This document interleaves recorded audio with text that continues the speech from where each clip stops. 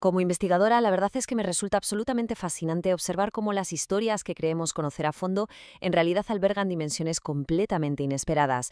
Hoy no nos vamos a quedar en la superficie de este clásico relato. Vamos a explorar juntos esas fuerzas invisibles, esos arquitectos literarios que trabajaron en la sombra y, sobre todo, una vanguardia de figuras que desafió a todo un imperio para defender la vida. Es un auténtico placer dar la bienvenida a este análisis sobre el libro del Éxodo. Para que nuestro recorrido sea súper claro, hemos estructurado este análisis en 5 puntos clave. Arrancaremos viendo ese mosaico de autores antiguos. Luego, entraremos en la teología de liberación y vida. Después descubriremos esas primeras salvadoras para pasar al choque directo entre la compasión y el poder. Y terminaremos abordando un tema interesantísimo, la invisibilidad institucional. Empezamos entonces con nuestro primer bloque, un mosaico de autores antiguos. Para comprender de verdad cualquier texto antiguo, primero hay que quitarle unas cuantas capas de tradición, ¿verdad? Por eso nos podemos preguntar, ¿quiénes fueron realmente, en el plano físico, los arquitectos de esta historia de liberación? Bueno, pues la investigación exegética moderna es muy clara al respecto. Este texto no salió de la pluma de una sola persona en una tarde de inspiración, que va. En realidad es un tapiz profundamente complejo, tejido y editado minuciosamente a lo largo de varios siglos de historia, bastante turbulenta. Echemos un vistazo a estas fechas, porque es clave. La clásica hipótesis documentaria nos explica que en este libro se mezclan 4 grandes fuentes. Los cimientos más antiguos, la fuente ya vista, se remontan nada menos que al siglo X a.C. A esto se le sumaron las tradiciones eloístas en el siglo VIII y después la reforma deuteronomista en el VII. Pero el momento crucial llega con la redacción sacerdotal final, entre los siglos VI y V a.C. Básicamente, mientras estaban exiliados en Babilonia, estos autores compilaron todo el material para proyectar hacia el pasado más remoto la esperanza de un pueblo que se sentía perdido. Y esto nos lleva directamente a nuestra sección 2, la teología de liberación y vida. Entonces, ¿cuál era el gran propósito detrás de la unificación de todos estos textos? El Éxodo no es un libro de historia tal y como lo entendemos hoy, es parte de la Torá. Y los estudiosos lo definen con un concepto que me parece genial, una historia-ley. Es decir, su objetivo principal era enseñar a vivir a un pueblo desplazado, inspirar su comportamiento moral y darles un estilo espiritual muy concreto para hacer frente a la adversidad. Y claro, de esa intención didáctica nace la teología fundamental del libro, que es un contraste espectacular. Por un lado, tenemos el imperio del faraón, que representa la opresión absoluta, y una maquinaria mortífera que llega literalmente hasta el asesinato sistémico de niños. Y en el extremo opuesto aparece el dios del Éxodo, que interviene precisamente de forma explícita para salvar a esos oprimidos. Es un choque frontal, un enfrentamiento terrenal entre la maquinaria de la muerte y la férrea voluntad de preservar la existencia. Pasamos ahora a nuestro tercer punto.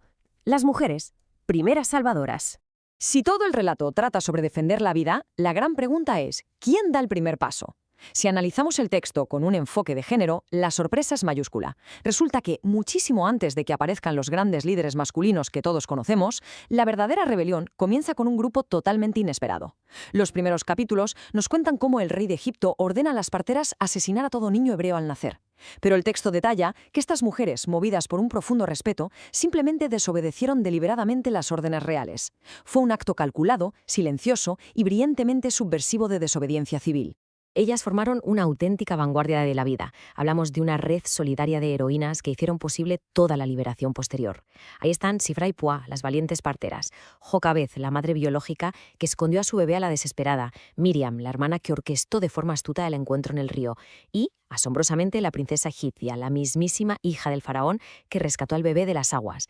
Ni ejércitos ni grandes estrategias militares. La primera intervención salvadora fue mediada íntegramente por esta red de mujeres. Lo que nos introduce a la perfección en la sección 4, la compasión contra el poder. Porque cabe preguntarse qué impulsó a figuras de bandos tan radicalmente opuestos a coincidir en algo así. Y la respuesta es profundamente humana. Las parteras hebreas actuaron por respeto a lo sagrado de la vida. Pero la hija del faraón, siendo parte de la élite del opresor, actuó por pura y simple compasión al ver llorar a un niño marginado. Es un detalle sociológico brutal. La maquinaria de violencia del imperio es saboteada desde el interior de su propia casa, porque la compasión natural estorba la implementación de esos planes sangrientos. Sin importar en absoluto la clase social o la raza, el resultado fue dar vida. Finalmente, llegamos a nuestro último punto, la sección 5, la invisibilidad institucional. Aquí las fuentes académicas nos ponen delante un espejo textual bastante revelador.